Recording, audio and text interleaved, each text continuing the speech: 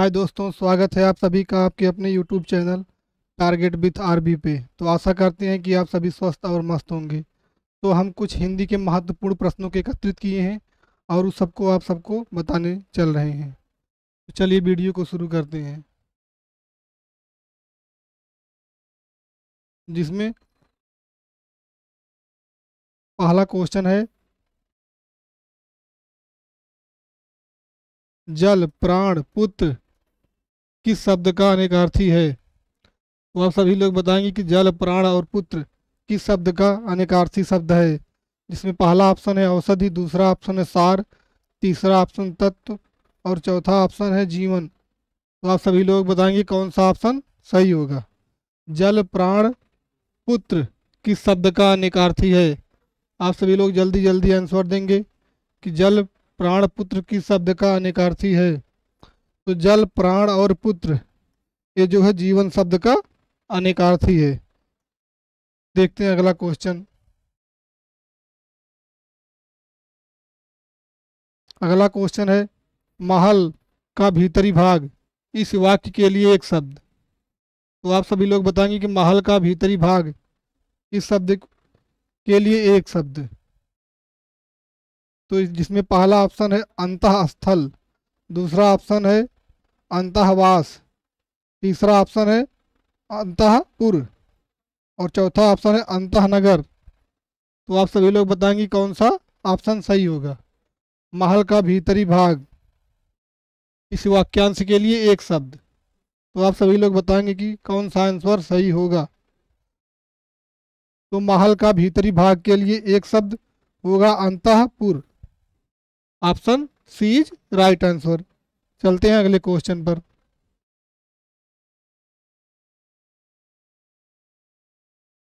तो अगला क्वेश्चन है, जो अपने साथ या स्थिति से अलग ना किया जा सके। तो आप सभी लोग बताएंगे कि वाक्यांश के लिए एक शब्द जो अपने साथ या स्थिति से अलग ना किया जा सके उसे क्या कहते हैं। आप सभी लोग जल्दी जल्दी कमेंट करेंगे कि जो अपने स्थान या स्थिति से अलग ना किया जा सके उसे क्या कहते हैं। पहला ऑप्शन है अदेय, दूसरा ऑप्शन है अटूट, तीसरा ऑप्शन है अटल और चौथा ऑप्शन है अच्युत। तो आप सभी लोग बताएंगे कौन सा ऑप्शन सही होगा। आप सभी लोग जल्दी जल्दी आंसर देंगे कौन सा ऑप्शन सही होगा। तो option D is right answer. चलते हैं अगले क्वेश्चन पर।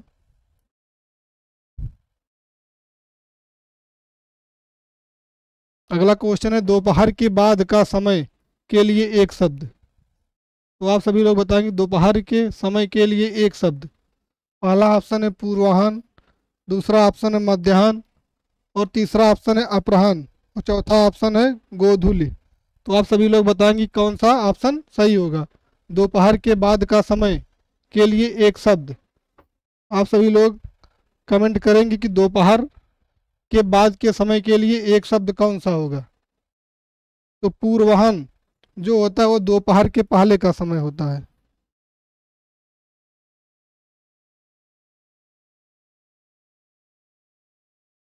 पूर्वाह्न जो है वो दोपहर के पहले का समय होता है।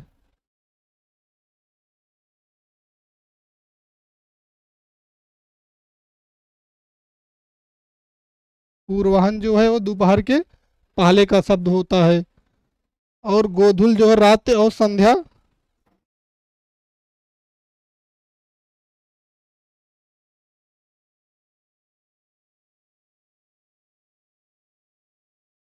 गोधूल जो है वो रात्र और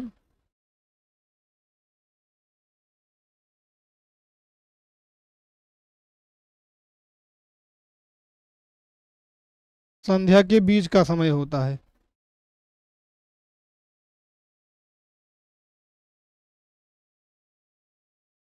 गोधूल जो है वो रात्रि और संध्या के बीच का समय है और मध्याह्न जो है वो दोपहर का समय होता है। दोपहर का समय मध्याह्न होता है।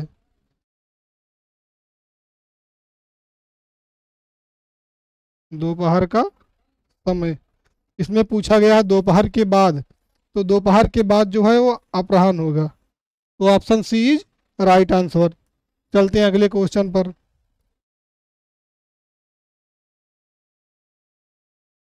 अगला क्वेश्चन है, वह कवि जो तत्काल कविता करे के लिए एक शब्द। आप सभी लोग बताएंगे कि वह कवि जो तत्काल कविता करे के लिए एक शब्द। आप सभी लोग जल्दी जल्दी कमेंट करेंगे कि वह कवि जो तत्काल कविता करे के लिए एक शब्द, जिसमें पहला ऑप्शन है सुकवि, दूसरा ऑप्शन है रस सिद्ध कवि, तीसरा ऑप्शन है महाकवि, चौथा ऑप्शन है आशु कवि। तो आप सभी लोग बताएंगे कौन सा ऑप्शन सही होगा। तो आप सभी लोग बताएंगे कि कौन सा ऑप्शन सही होगा। तो इसमें वह कवि जो तत्काल कविता करे, तो वह होगा आशु कवि। Option D is right answer. चलते हैं अगले क्वेश्चन पर। अगला क्वेश्चन है, काम के नीचे, कान के नीचे ये जो है टा है, कान के नीचे लटका हुआ कोमल भाग के लिए एक शब्द। आप सभी लोग बताएंगे कान के नीचे लटका हुआ कोमल भाग के लिए एक शब्द।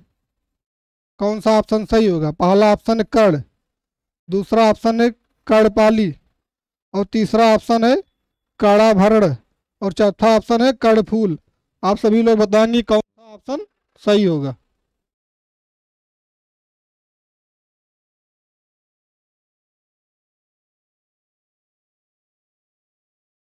कौन सा ऑप्शन सही होगा। पहला ऑप्शन है कर्ण, दूसरा ऑप्शन है कर्णपाली, और तीसरा ऑप्शन है कर्णभरण, और चौथा ऑप्शन है कर्णफूल। तो इसमें B option is right answer, कर्णफूल जो है वो सही होगा। चलते हैं अगले क्वेश्चन पर। अगला क्वेश्चन है, वह राजकीय धन जो किसानों को सहायतार्थ दिया जाता है के लिए एक शब्द।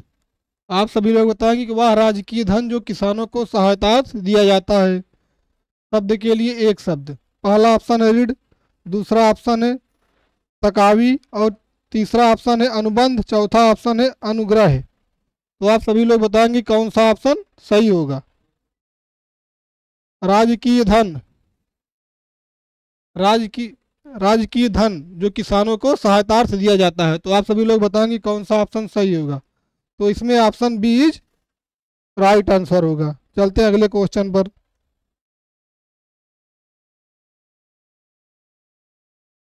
अगला क्वेश्चन है, उत्तराधिकार में प्राप्त संपत्ति। अगला क्वेश्चन है, उत्तराधिकार में प्राप्त संपत्ति, अनेक शब्दों के लिए एक शब्द। तो आप सभी लोग बताएंगे उत्तराधिकार में प्राप्त संपत्ति, इसमें अनेक शब्दों के लिए एक शब्द लो। आप सभी लोग बताएंगे पहला ऑप्शन है धरोहर, दूसरा ऑप्शन है उत्तराधिकृत, तीसरा ऑप्शन है रिक्त, और चौथा ऑप्शन है परिसंपत्ति। तो आप सभी लोग बताएंगे कौन सा ऑप्शन सही होगा। उत्तराधिकार में प्राप्त संपत्ति के लिए बताएंगे कि आप सभी लोग कौन सा ऑप्शन सही होगा। उत्तराधिकार में प्राप्त संपत्ति, तो उत्तराधिकार में प्राप्त संपत्ति जो है वो रिक्त होगा। Option C is right answer. चलते हैं अगले क्वेश्चन पर।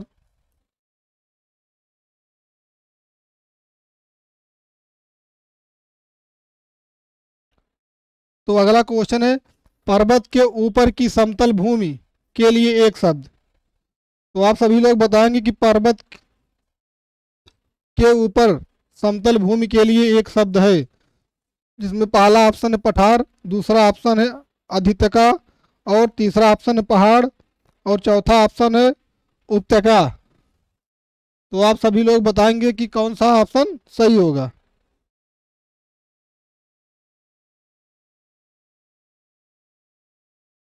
इसमें पूछा गया है कि पर्वत के ऊपर की समतल भूमि,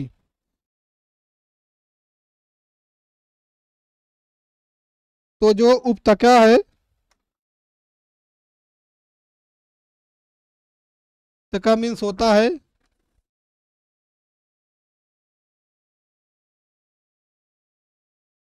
पर्वत के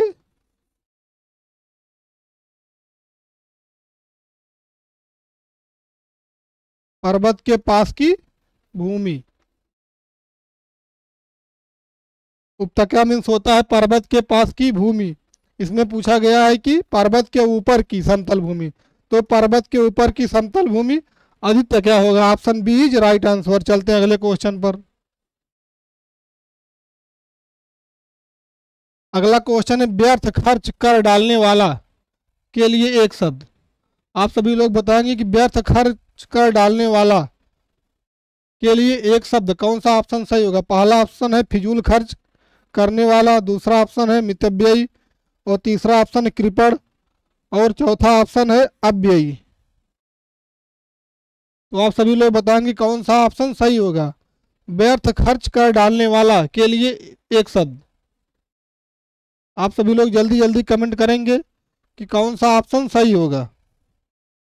तो व्यर्थ खर्च कर डालने वाला option D is right answer. चलते हैं अगले क्वेश्चन पर।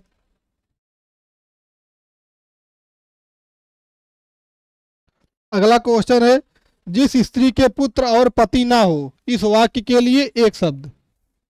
तो आप सभी लोग बताएंगे कि जिस स्त्री के लिए पुत्र और पति ना हो वाक्य के लिए एक शब्द। पहला ऑप्शन है अबीरा, दूसरा ऑप्शन है अबला, तीसरा ऑप्शन है असहाय, और चौथा ऑप्शन है अकल्या।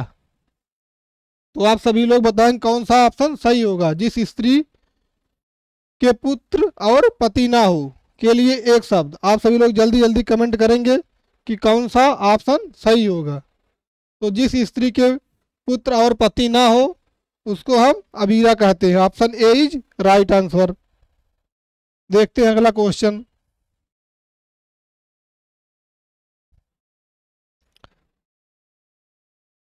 अगला क्वेश्चन है निम्न में कौन सा शब्द जिसको छोड़ा नहीं जा सकता है वाक्य के लिए सही शब्द प्रतीत है? तो आप सभी लोग बताएं कौन सा ऑप्शन सही होगा? जिसको छोड़ा ना नहीं जा सकता है वाक्य के लिए एक शब्द। आप सभी लोग बताएं कौन सा ऑप्शन होगा जिसको छोड़ा नहीं जा सकता है? तो पहला ऑप्शन है अत्याज्य, दूसरा ऑप्शन है त्याज्य, और तीसरा ऑप्शन है अक्षम्य, और चौथा ऑप्शन है अभियुक्त। आप सभी लोग बताएंगे कौन सा ऑप्शन सही होगा? जिसको छोड़ा नहीं जा सकता। तो अक्षम्य, अक्षम्य होता है जो क्षमा, जो क्षमा योग्य ना हो।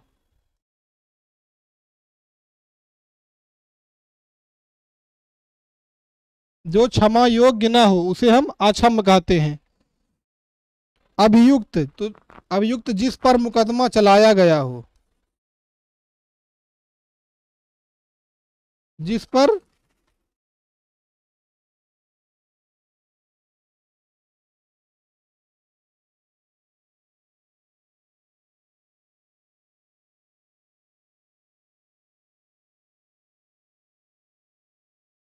जिस पर मुकदमा चलाया गया उसे अभियुक्त कहते हैं। इसमें पूछा गया जिसको छोड़ा ना जा सके, तो इसमें पहला ऑप्शन इज राइट आंसर अत्याज्य होगा। चलते हैं अगले क्वेश्चन पर। अगला क्वेश्चन है पूरब और उत्तर के बीच की दिशा को क्या कहते हैं? पूरब और उत्तर के बीच की दिशा के लिए एक शब्द। तो आप सभी लोग बताएंगे कि पूरब और उत्तर के बीच के लिए एक शब्द।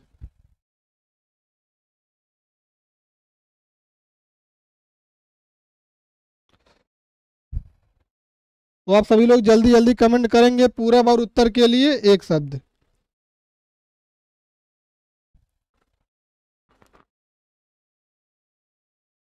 पूरब और उत्तर के लिए एक शब्द।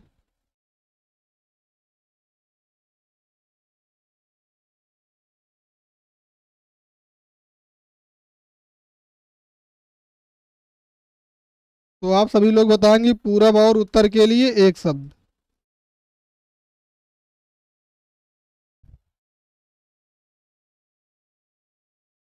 आप सभी लोग बताएं कौन सा ऑप्शन सही होगा? जिसमें पहला ऑप्शन है आग्नेय, दूसरा ऑप्शन है ईशान, और तीसरा ऑप्शन है वायव्य, और चौथा ऑप्शन ऋतिव्य। तो आप सभी लोग बताएंगे कौन सा ऑप्शन सही होगा?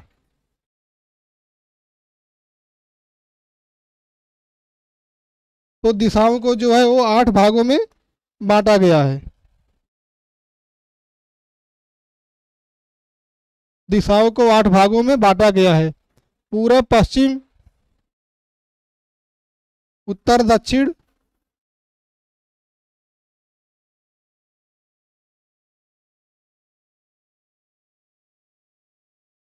पूरब पश्चिम उत्तर दक्षिण और ईशान, नैतव्य, आग्नेय,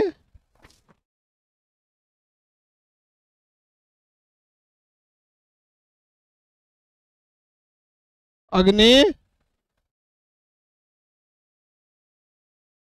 और वायव्य, ये 8 दिशाओं में बांटा गया है। तो पूछा गया है कि पूरब और उत्तर के बीच की दिशा है, तो आप सभी लोग बताएंगे पूरब और उत्तर के बीच की दिशा। तो पूरब और उत्तर के बीच की दिशा कौन सा है? तो पूरब और उत्तर के बीच का दिशा ईशान है। Option B is right answer. चलते हैं अगले क्वेश्चन पर।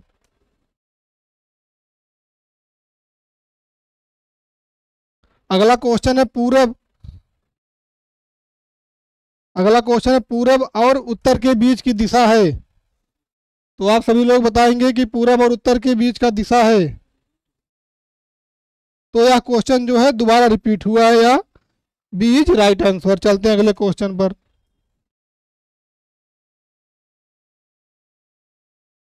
अगला क्वेश्चन है खलवाट शब्द का किस वाक्य के लिए उपयुक्त है? तो आप सभी लोग बताएंगे खलवाट शब्द किस वाक्य के लिए उपयुक्त है? तो इसमें पहला ऑप्शन है शिला पर खुदा लेख, और दूसरा ऑप्शन है जिसके सिर पर बाल ना हो, तीसरा ऑप्शन है रंगमंच के पर्दे के पीछे का स्थान, और चौथा ऑप्शन है वह स्त्री जिसका पति दूसरा विवाह कर ले। तो आप सभी लोग बताएं कि कौन सा ऑप्शन सही होगा। आप सभी लोग बताएंगे कि कौन सा ऑप्शन सही होगा। तो रंगमंच के पर्दे के पीछे का स्थान, तो यह नेपथ्य कहलाता है।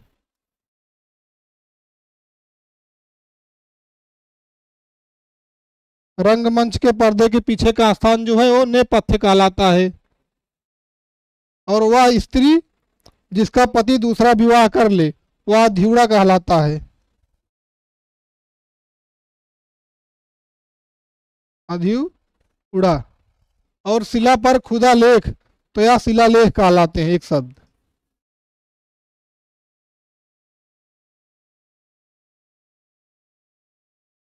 शिलालेख, शिला पर खुदा लेख। तो खलवाट, खलवाट शब्द जिसके सिर पर बाल ना हो।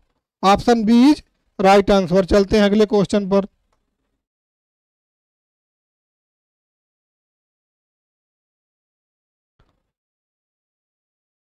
अगला क्वेश्चन है बिना, अगला क्वेश्चन है बिना पलक झपकाए के लिए एक शब्द। आप सभी लोग बताएंगे कि बिना पलक झपकाए के लिए एक शब्द। पहला ऑप्शन है निष्पलक, दूसरा ऑप्शन है निष्प्री, और तीसरा ऑप्शन है निर्विशेष, और चौथा ऑप्शन निर्विकार। तो आप सभी लोग बताएंगे कौन सा ऑप्शन सही होगा। बिना पलक झपकाए के लिए एक शब्द। आप सभी लोग जल्दी जल्दी कमेंट करेंगे बिना पलक झपकाए के लिए एक शब्द। तो इसमें निर्विशेष होगा। सी इज राइट आंसर। चलते हैं अगले क्वेश्चन पर। अगला क्वेश्चन है निम्नलिखित में से लोकोक्तियों को चुनिए।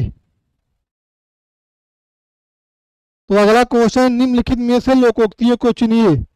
तो आप सब बताएंगे कौन सी लोकोक्ति है। पहला है अंधे की लकड़ी, दूसरा है 9 2 11 होना, और तीसरा है गले पड़ना, और चौथा है अधगल गगरी छलकत जाए।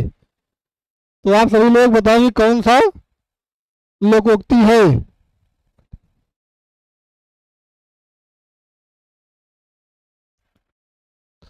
तो अंधे की लकड़ी, अंधे की लकड़ी जो होती है वो एकमात्र सहारा।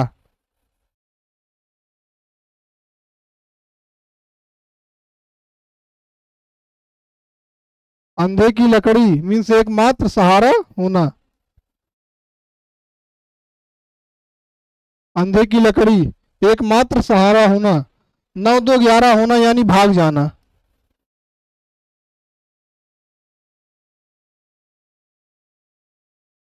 9 2 11 होना यानी भाग जाना। गले पड़ना, गले पड़ना यानी कि पीछे पड़ना।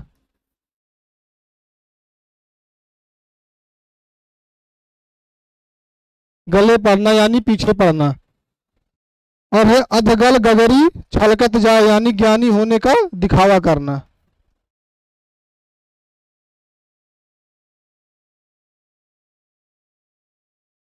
ज्ञानी होने का दिखावा करना।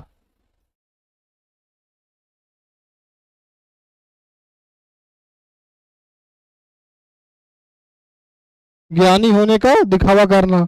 तो आप सभी लोग बताएंगे कौन सी लोकोक्ति है। तो अंधे की लकड़ी ये जो है ये मुहावरा है।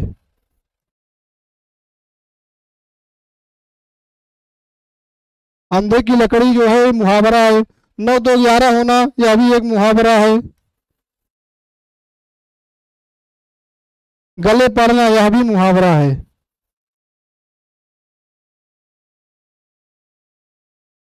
तो लोकोक्ति अध जल गगरी छलकत दाय।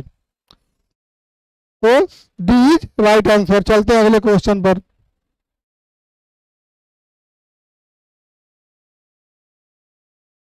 अगला क्वेश्चन है आसमान फट जाना मुहावरे का सही अर्थ।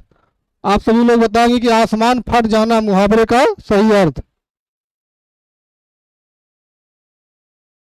आप सभी लोग बताएंगे कि मुहावरे का सही अर्थ बताइए। आसमान फट जाना, पहला ऑप्शन है असंभव काम होना, दूसरा ऑप्शन है बहुत शोर करना, और तीसरा ऑप्शन है चुगली करना, चौथा ऑप्शन है अचानक आफत में आ पड़ना।